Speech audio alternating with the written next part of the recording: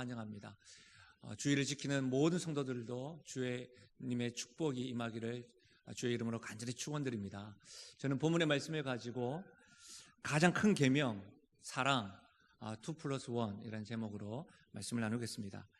교회 배려로 심과 충전을 하였습니다. 평신도 선교사 또 선교사들을 훈련시켜서 열방에 파송하는 한 대학을 방문하기도 하였고요.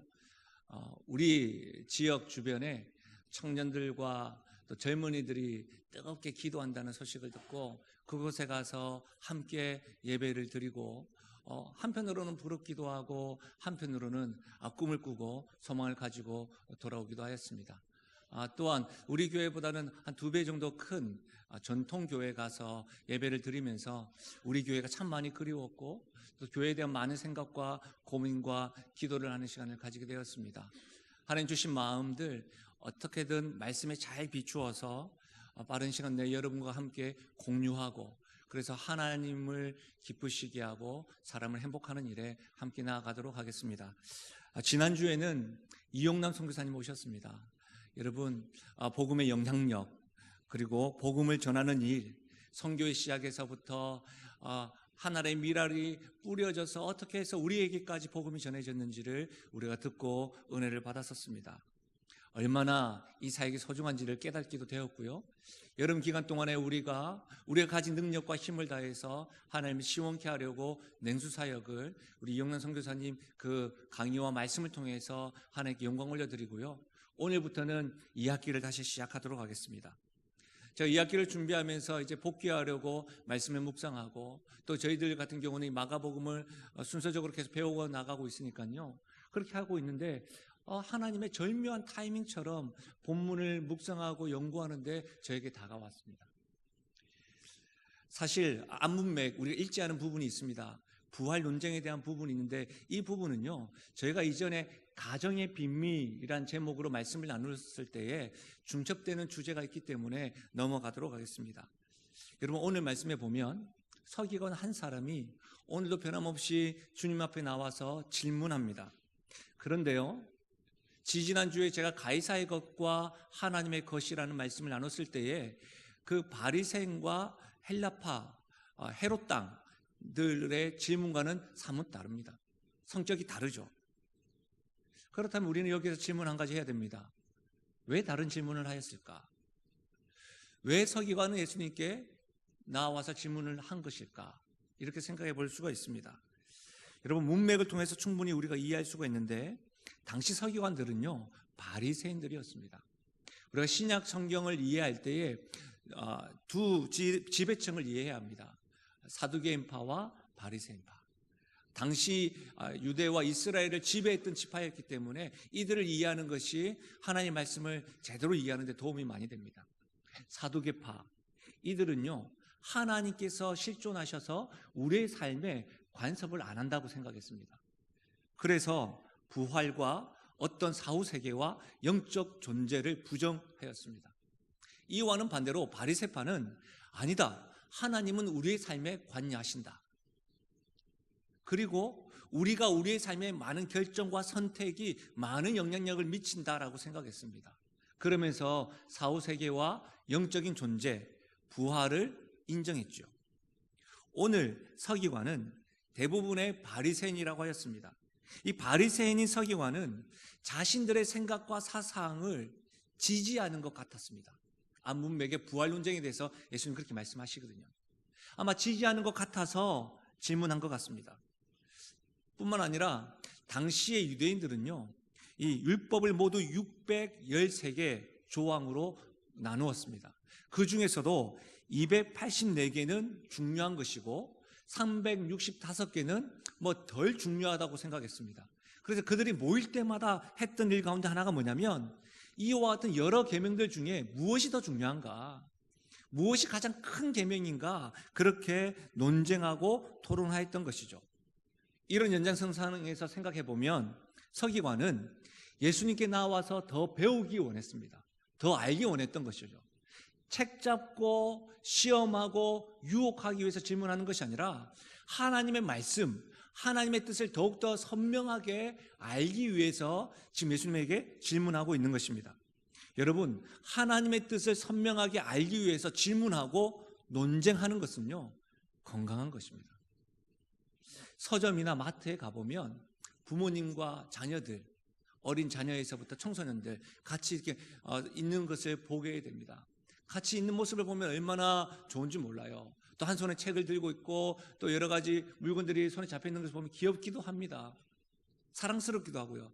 굉장히 가정이 화목해 보이기도 합니다. 그런데 어떤 때는요, 이런 모습도 있어요. 아이들이 엄마한테 엄마 막 질문하는데 엄마는 막 쌕뚝 잘라버립니다. 조용해. 그만 질문해. 됐어. 빨리 와. 따라와. 뭐 이렇게 하는 모습 마트에서 몇 분 봤는데 예, 있습니다. 그렇지 않습니까? 사실은요, 끊임없이 질문하는 거 쉽지 않습니다. 쉬지도 않아요. 애들은 에너자이저예요.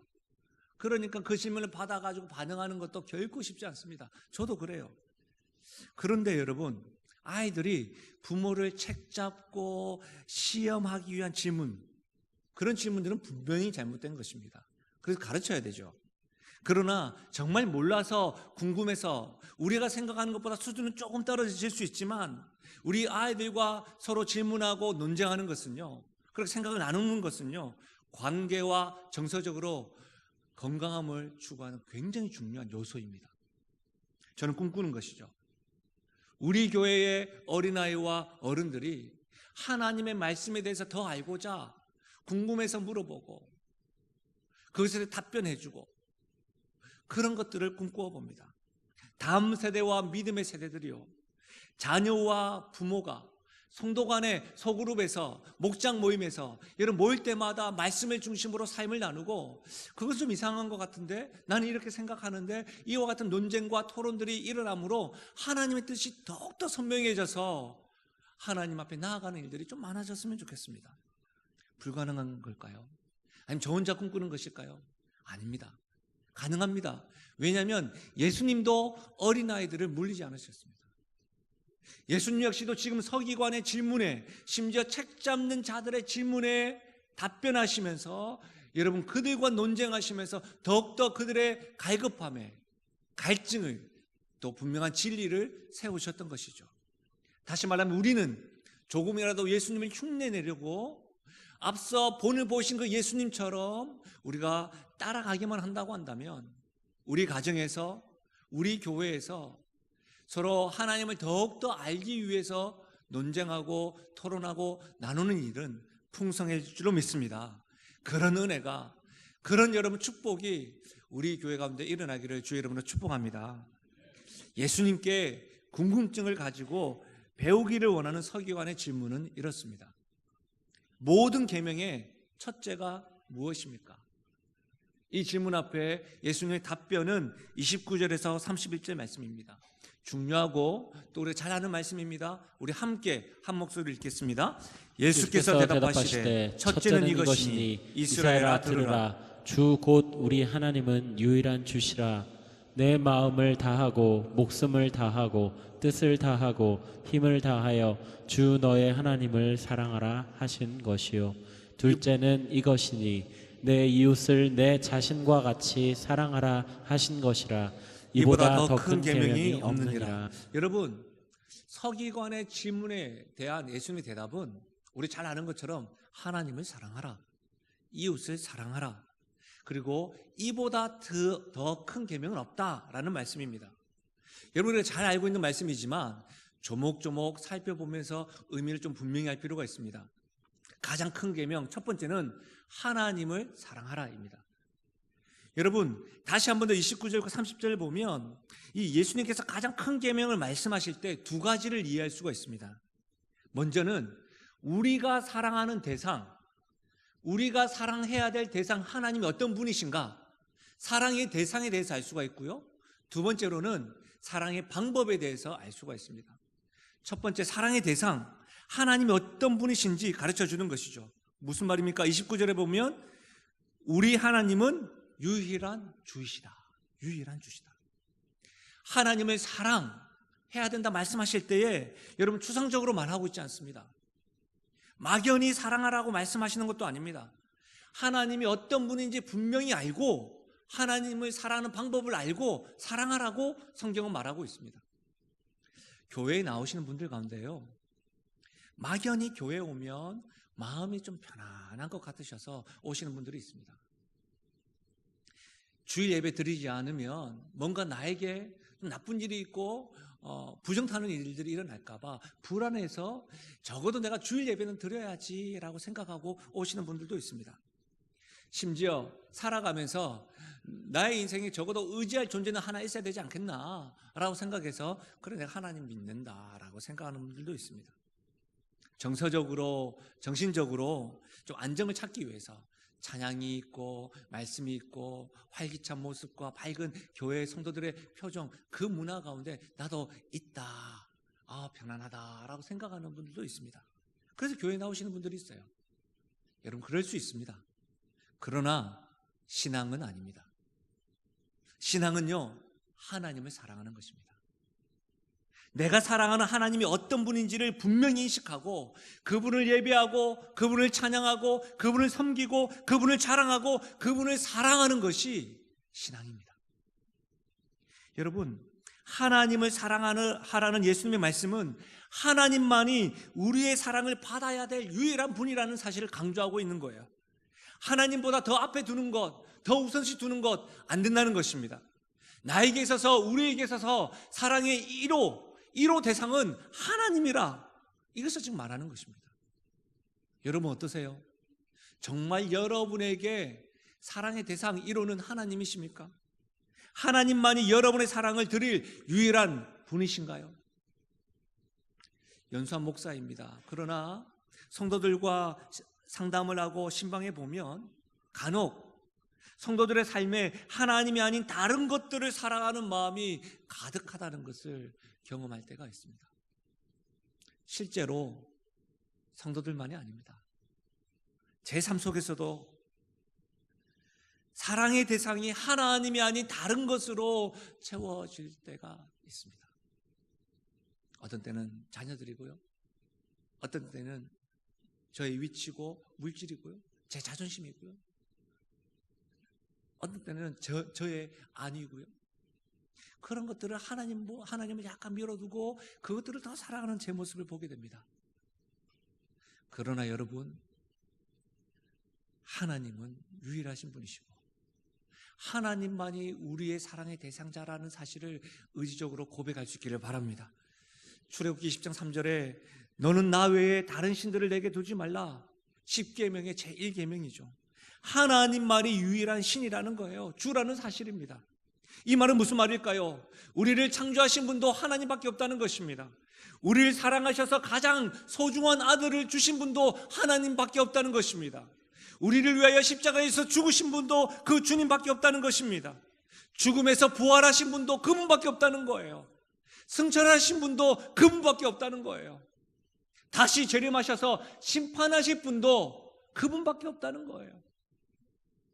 지금까지도 그렇고 앞으로도 우리를 지극히 사랑하실 분은 하나님밖에 없다는 거예요. 사랑하는 여러분, 참으로 하나님만이 나의 삶에, 우리 삶의 유일한 분이라는 사실을 믿고 확신할 수 있기를 주의 이름으로 부탁드립니다. 그분을 사랑한다고 고백할 수 있기를 바랍니다. 여러분, 우리의 사랑의 대상자 그 하나님은 유일한 주님이세요. 그분을 어떻게 사랑해야 될까요? 사랑의 방법에 대해서 기록되어져 있는데, 마음을 다하고 목숨을 다하고 뜻을 다하고 힘을 다하여 사랑해야 합니다. 무슨 말일까요? 전인격적으로 사랑하라는 말입니다. 모든 것을 다 바쳐서 사랑하라는 말이에요.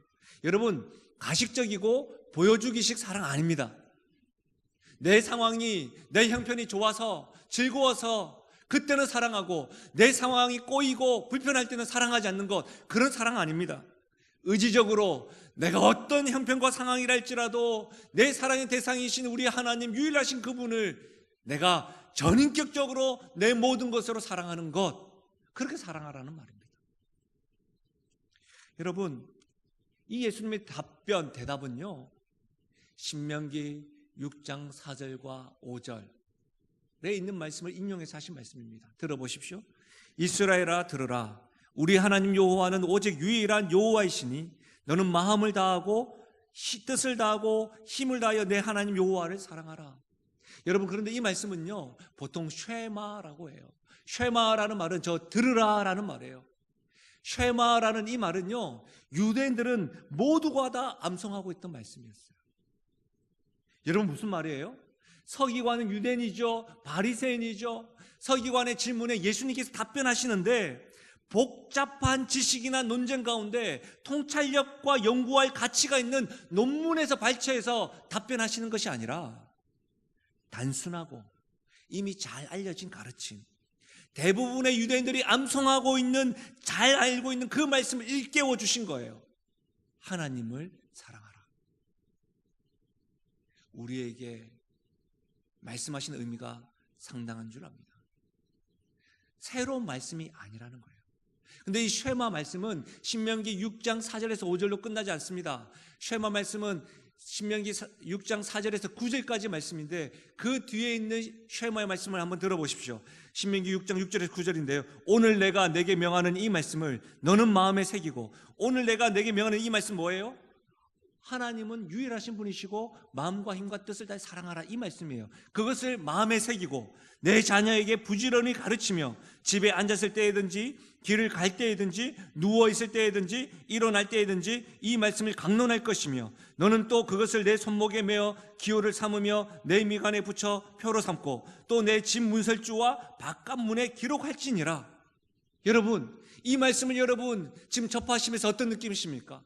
우리는 이 말씀 앞에 회개해야 할 부분이 있습니다. 절대로 잊어서는 안 되는 것이 있습니다. 유일하신 주 하나님을 우리는 전인격적으로 마음과 힘과 의지를 다하여 사랑해야 된다. 이것을 내 마음에 새겨야 합니다. 그런데 이것을 내 마음에 새기는 것으로만 끝나는 것이 아니라 뭐라고요? 내 자녀에게 부지런히 가르치며 장소 불문, 시간 불문, 내 자녀에게 하나님만이 유일하신 분이시고 하나님을 사랑하라는 이 말씀을 내 마음에 새길 뿐만 아니라 자녀에게 부지런히 가르치지 않았다고 한다면 우리는 회개해야 합니다. 새로운 말씀이 아닙니다. 처음 듣는 메시지가 아닙니다. 예배드리는 우리들에게도 너무나 익숙한 말씀입니다. 하나님을 사랑하라. 모든 것을 가지고 유일하신 주님을 사랑하라는 말씀은 우리에게 생소한 말씀이 아니에요. 주님의 말씀을 들으십시오.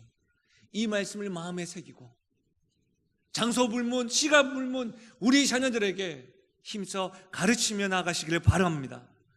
여러분, 이 학기를 시작하면서 하나님을 사랑하는 일에 우선순위를 가집시다.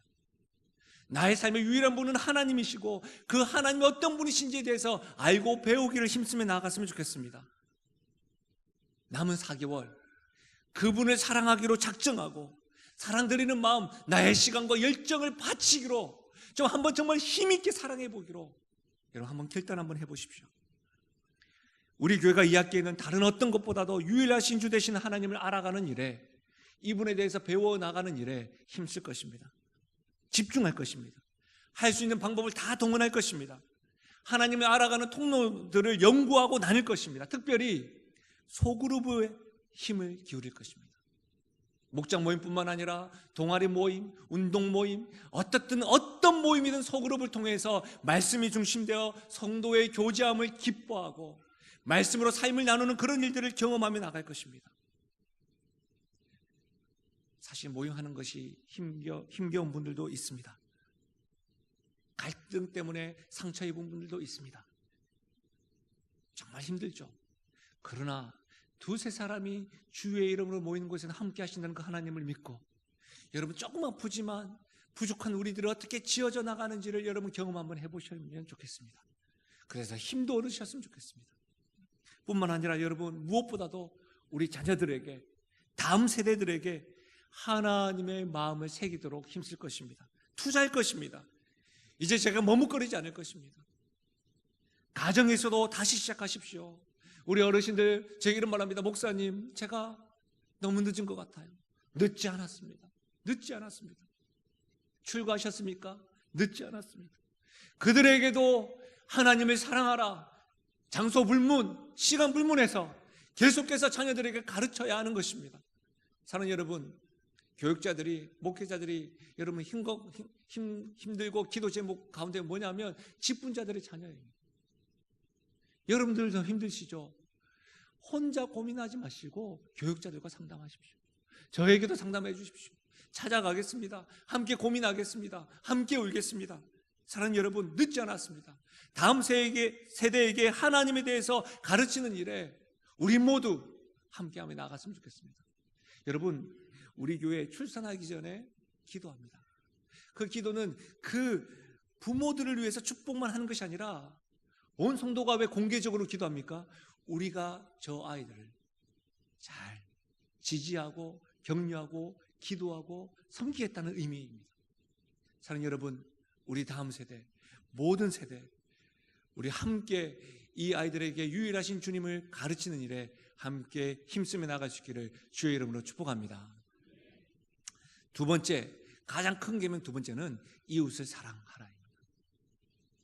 둘째는 이것이니 내 이웃을 내 자신과 같이 사랑하라. 이 말씀 역시도 이웃의 대상에 대해서 알고 그 대상을 어떻게 사랑해야 되는, 사랑하는 방법에 대해서 기록되어져 있습니다. 그런데 먼저 이웃에 대해서 이해를 해야 합니다. 근데 오늘 본문을 가지고 이야기는 좀 어려움이 있을 듯 한데 예수님이요 하신 비유의 가르침을 통해서 알 수가 있습니다. 한 율법사가 예수님에게 나와서 이렇게 또 질문합니다. 도대체 내 이웃은 누구입니까? 라는 그 질문 앞에 누가복음 10장에 예수님께서 흔히 잘 알고 계시는 선한 사마리아인의 비유를 말씀하십니다. 그 선한 사마리아인의 비유의 말씀을 들었을 때는요, 누가 내 이웃인지 어렵지 않습니다. 누구나 잘 압니다. 누구죠? 사마리아인입니다. 선한 일을 한 사마리아인. 그런데 여러분 잘 아시겠지만 사마리아인이라고 말하지 않습니다. 어떻게 말하죠? 자비를 베푸는 자입니다. 이렇게 말하죠. 여러분 무슨 말이에요? 이것을 통해서 우리는 이웃의 범위가 확장될 수 있습니다. 아, 이웃이라는 것은 나를 좋아하는 사람, 나에게 유익을 주는 사람, 나와 가까운 사람을 의미하는 것이 아니라 나와 전혀 상관없다 할지라도 나의 관심과 나의 사랑이 필요한 사람은 이웃이라는 거예요. 이렇게 보면 사도행전 1장 8절에 기록된 말씀, 성령이 임하면 예루살렘과 온 유대와 사마리아와 땅끝까지 이르러 내 증인이 되라고 하였는데 우리의 이웃의 범위도 이와 같이 확장될 수가 있습니다. 내 가정에서부터, 내 교회에서부터, 우리 지역에서부터 예루살렘과 온 유대와 사마리아와 땅끝에 있는 저 이웃들도 우리의 이웃인 것이죠. 좀 더 쉽게 이야기하자면 내 가정의 자녀들, 우리 교회의 다음 세대를, 우리의 다음 세대를, 한 지역에 있는 다음 세대들을, 저 북한에 있는 다음 세대들도 우리의 이웃이죠. 열방에 있는 다음 세대들도 우리의 이웃이죠. 그래서 우리가 컨페셔널을 하는 것이죠. 여러분, 이렇게 확장될 수 있다는 것입니다. 그런데 이 이웃이 단지 우리의 관심과 사랑의 대상만이 아니라 나를 미워하는 사람도 이웃이라는 사실입니다. 예수님의 산상수훈 마태복음 5장에는 이런 말씀이 있어요. 너희가 너희를 사랑하는 자를 사랑하면 무슨 상이 있으리요? 세리도 한다. 너희가 너희 형제에게만 무난하면 남보다 더하는 것이 뭐냐? 이방인도 그렇게 해. 이렇게 말하고 있는 겁니다. 다 한다는 거예요. 사랑하는 사람을 사랑하는 거 그건 누구나 다 하는 것이지. 그러면서 여러분 동일한 메시지를 누가복음 6장 17절에 이렇게 말씀하고 있습니다. 그러나 너희 듣는 자에게 내가 이르노니 너희 원수를 사랑하며 너희를 미워하는 자를 선대하며 너희를 저주하는 자를 위하여 축복하며 너희를 모욕하는 자를 위하여 기도하라. 너희의 입뺨을 치는 자에게 젖뺨도 돌려대며 내 겉옷을 빼앗는 자에게 속옷도 거절하지 말라. 내게 구하는 자에게 주며 내 것을 가져가는 자에게 다시 달라 하지 말며. 여러분 이 말씀을 들으실 때 어떤 느낌이세요? 다시 한번 더 보실래요? 원수, 미워하는 자, 저주하는 자, 나를 모욕하는 자, 내 뺨을 치는 자, 내 겉옷을 빼앗는 자, 내 것을 가져가는 자, 이런 자들도 사랑해야 된다는 거죠. 어떤 느낌이 드세요? 이렇게 보면 이웃 사랑이 하나님 사랑보다 더 어려운 것 같습니다. 그렇죠? 하나님의 사랑은, 하나님은요 나를 향한 사랑과 신실한 변함이 없어요. 하나님 사랑은 누구만 잘하면 돼요? 나만 잘하면 돼요. 근데 이웃 사랑 어때요? 내가 아무리 잘해도, 남편한테 아무리 잘해도, 아내한테 아무리 잘해도, 애한테 마음 먹고 내가 아무리 잘해도 배신당하고 쌩까고 그런 일들이 얼마나 많아요. 이웃을 사랑하는 일이 더 어려운 거예요. 내가 아무리 잘해도 상대방이 오해를 하고 상대방으로 인해서 힘겹고 상처를 받고 심지어는 폭력을 당하고 무시를 당하고 배신을 당하기도 하는 거예요. 안 그렇습니까? 너무너무 어려운 거예요. 제가 말씀을 준비하면서 이전에 저에게 한 분이 찾아오셔서 진지하게 저에게 질문한 적이 있습니다. 목사님, 만약 선교사님이 성경음을 잘못 사용하는 것을 아신다면 선교하시겠습니까?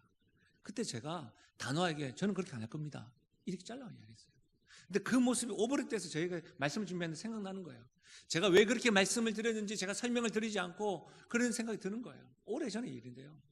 사실은 그렇게 제가 말한 이유는 성교들이 피땀 흘려서 하나님께 감사함으로 드린 헌금이기 때문입니다. 또한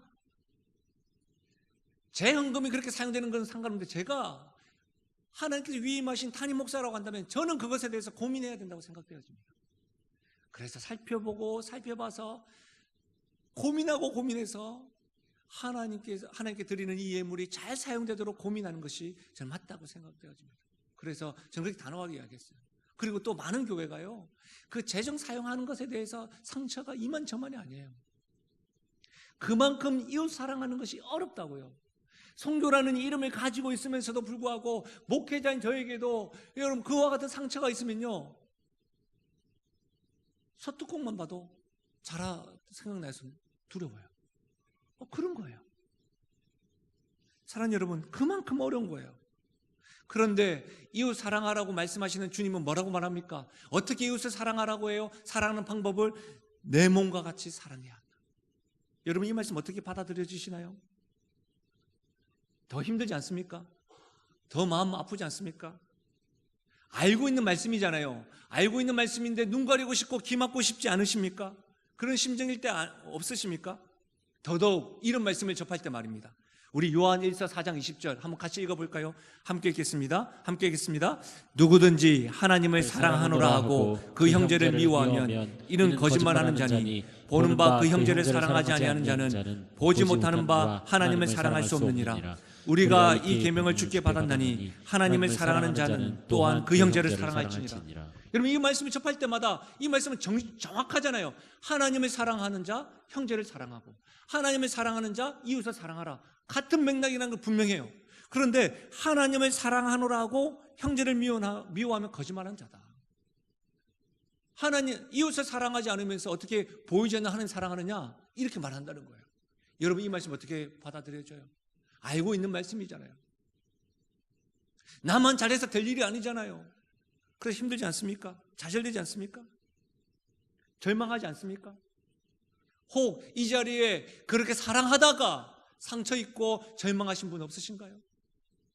그런데요, 하나님께서 우리를 낭만케 하시기 위하여서 이 말씀 주셨냐? 아닌 게 뻔합니다. 그럼 뭘까요? 그게 세 번째 볼 겁니다. 하나님께서요, 첫째, 둘째 하나님을 사랑하고 사람을 사랑하는 것, 이 두 대상 사이에 하나를 더 두셨어요.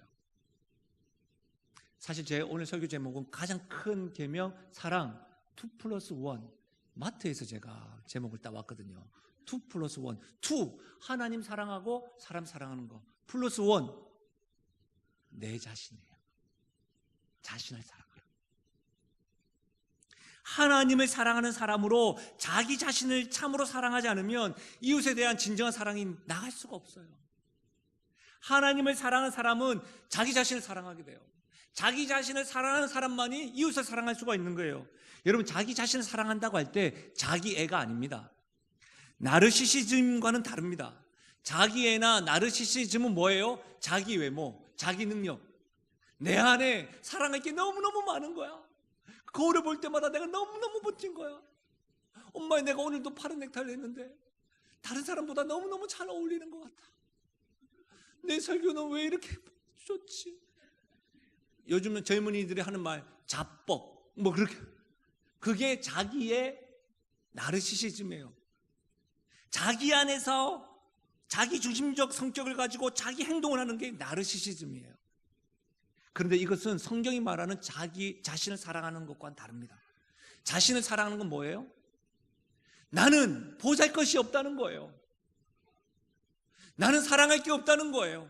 하나님을 사랑하라, 이웃을 사랑하라는 말씀 너무 잘 아는데 잘 안 된다는 거예요. 이웃을 사랑해야 된다는 거 아는데 상처받은 게 있고, 내가 또다시는 저 인간하고 만나는 바람, 저 원수, 나를 모욕하고 나를 욕하는 사람 왜 내가 사랑해야 되지? 나는 못한다는 거예요. 그렇게 내가 보잘것이 없고 자랑할 것이 없고 내세울 것이 없고 가진 것도 없는데 세상 사람들과 평가하고 판단하는 것과는 다르게 하나님 언제나 나를 사랑의 눈빛으로 보고 하나님 언제나 가장 소중하신 하나밖에 없는 아들을 나에게 주셨다는 거예요. 내 안에서 사랑을 찾는 것이 아니라 하나님의 사랑, 이타적인 사랑, 그 사랑으로 말미암아 내가 사랑받는 존재구나, 내가 가진 것이 없지만 나를 끝까지 지지하는 분이 있구나, 나에게 변함없는 시선을 주신 분이 있구나, 우리를 창세전에 택하시고 예정하셔서 하나님의 자녀를 삼으신 그 하나님의 사랑, 본래 진노의 자식이었는데 하나님의 자녀로 삼아주신 그 하나님의 사랑, 나를 하나님의 자녀로 삼으시기 위하여 하나밖에 없는 아들을 포기하신 그 하나님의 사랑을 내가 받았구나. 내가 그런 존재구나. 그 하나님의 사랑은 성경에서만 말하는 것이 아니라 지금도 앞으로도 변함없이 나를 사랑하시는구나. 나는 그런 사랑을 받은 존재구나. 어제 실패하고 실수하고 죄를 지었는데 오늘 또다시 강단에 와서 설교하는 내 모습이지만 그럼에도 불구하고 하나님의 사랑은 변함이 없구나. 자기 연민에 빠지는 것이 아니라 내 안에 사랑을 할 것 찾지 못하지만 내 안에 나를 사랑하시는 분이 계시구나. 와, 내가 그런 존재구나. 하나님께서는 모세를 통하여 이스라엘 백성들에게 이렇게 말씀하십니다. 신명기 33장 말씀에 이스라엘이여 너는 행복한 사람이로다. 여호와의 구원을 너같이 얻은 백성이 누구냐? 이렇게 말씀하시는 거예요. 사도 요한은 요한일서 3장 1절에 이렇게 말합니다. 보라, 아버지께서 어떠한 사랑을 우리에게 베푸사 하나님의 자녀라 일컬음을 받게 하셨는가. 무슨 말이에요? 너는 행복한 자라. 너는 하나님의 자녀가 아니냐? 그렇게 하나님의 사랑을 많이 받았지 않느냐? 너 같은 자가 어디 있느냐? 이스라엘 백성아, 너같이 하나님이 너를 구원해 주시고 너의 힘이 되어 주시고 방패가 되어 주시고 칼이 되어 주시고 너의 위로자가 되어 주신 분이 어디 있느냐? 예배드리기 전에 평화, 기쁨, 위로, 나의 평화가 되시는 주님, 나의 기쁨이 되시는 주님, 나의 위로가 되시는 주님, 그런 주님이 있으니 너는 행복한 자로다. 이렇게 말씀하시는 거예요. 그래서 나를 사랑할 수 있는 거예요. 사랑하는 여러분, 우리 자신이 행복한 사람이고 사랑받는 사람이라는 사실을 알 때 자기를 사랑할 수가 있습니다. 여러분에게 사랑하는 말을 아끼지 마세요. 한번 저를 따라 한번 했어요. 손하고. 상호야 사랑한다. 또 몇 분은 상호야라고 말씀하시는 것 같아요. 본인의 이름을 상호야 사랑한다. 나는 하나님이 변함없이 사랑하는 사람이다. 지금도 하나님은 나를 사랑하신다. 아멘이십니까? 하나님이 나를 사랑하시는 증거 많잖아요. 십자가, 오늘 살아가게 하신 이유. 아멘이십니까? 여러분, 저는 오늘 말씀을 묵상하고 연구하는데 좀 의아한 게 있었어요. 뭐냐면 서기관들이 이렇게 질문하잖아요. 계명 중에 첫째가 무엇입니까? 첫째를 물었다고요. 그런데 예수님 뭐예요? 첫째는 하나님의 사랑, 둘째는 이웃 사랑. 예수님이 문제를 잘못 파악한 거 아닌가요? 첫째를 물었는데 첫째는 하나님 사랑, 둘째는 이웃 사랑, 플러스 원 자신의 사랑. 왜 그런 걸까요? 뭘 말씀하시는 걸까요? 첫째가 뭘까요? 사랑이에요. 목사님, 그 말이 뭐예요? 하나님을 사랑, 사람을 사랑 같은 말이고요. 사랑은 누구예요? 요한일서 4장 8절에 하나님은 사랑이시라. 하나님은 사랑이시라. 하나님을 사랑하라, 이웃을 사랑하라, 나 자신을 사랑하라. 이 큰 계명, 첫째 물어보셨는데 세부적으로 말씀하시면서 뭘 알기로 하셨어요? 사랑 되시는 하나님. 그 하나님이 유일한 분이시고 그 하나님이 끊임없이 나를 사랑해 주신다고 한다면 그것을 깨달은 자는 그 사랑 되시는 하나님을 흘려보낼 수 있다는 거예요. 사랑은 사랑을 낳습니다. 하나님의 사랑을, 하나님이 사랑 되심을 알고 하나님에 대한 사랑을 경험한 자만이 자신을 사랑할 수 있고 이웃을 사랑할 수 있다는 사실이에요. 여러분은 사랑 되시는 이 하나님 경험하셨습니까? 이 하나님이 여러분의 하나님 되십니까? 말씀을 마무리하겠습니다. 사랑이 가장 큰 계명입니다. 운동 가운데 볼링이라는 것이 있는데 이 스트라이크를 치려면요 가장 킹핀이라고 하는 5번 핀을 맞춰야 돼요. 사랑은 그런 것이죠. 사랑은 하나님입니다. 그 하나님이 내가 먼저 하나님을 사랑하기 전에 하나님이 나를 사랑하셨어요. 그 사랑을 깨달으면 이웃을 사랑할 수 있어요. 사실은 휴가 마지막 날에 제가 받고 싶지 않은 전화를 받았습니다. 사실 물론 그 전화의 내용을 모르고 받았죠.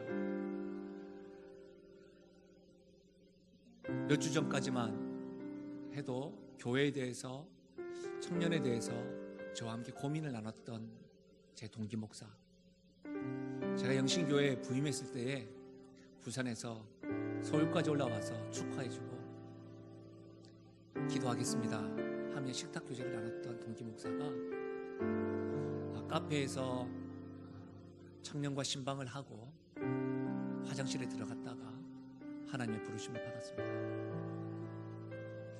저는 연수한 목사지만 출생에서부터 요람이까지 참 많은 것을 경험합니다.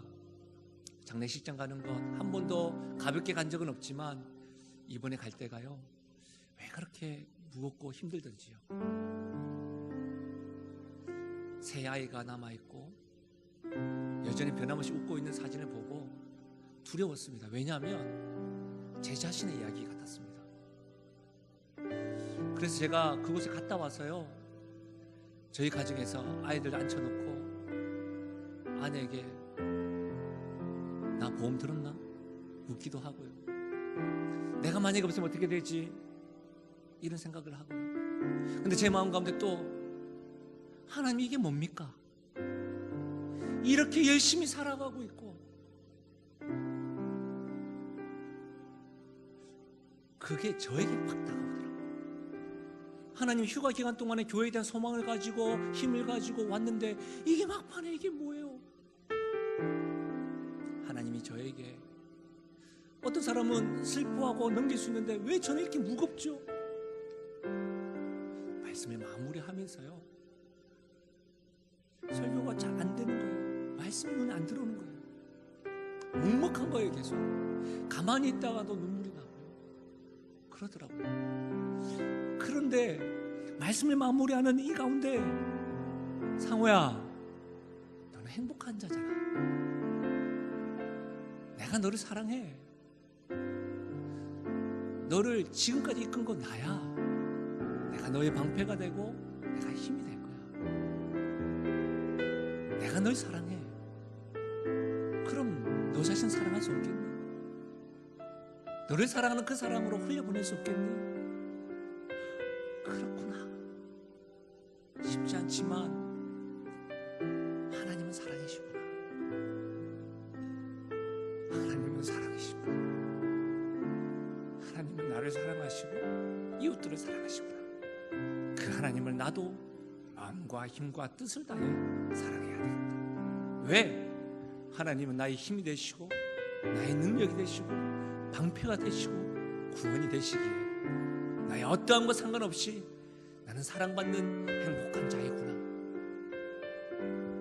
사랑은 여러분에게 이 하나님이 있다고 한다면 우리는 살 소망이 있는 것이죠. 말씀을 생각하시면서 우리 이 찬양으로 하나님께 영광 돌려드리고 기도하며 나가겠습니다.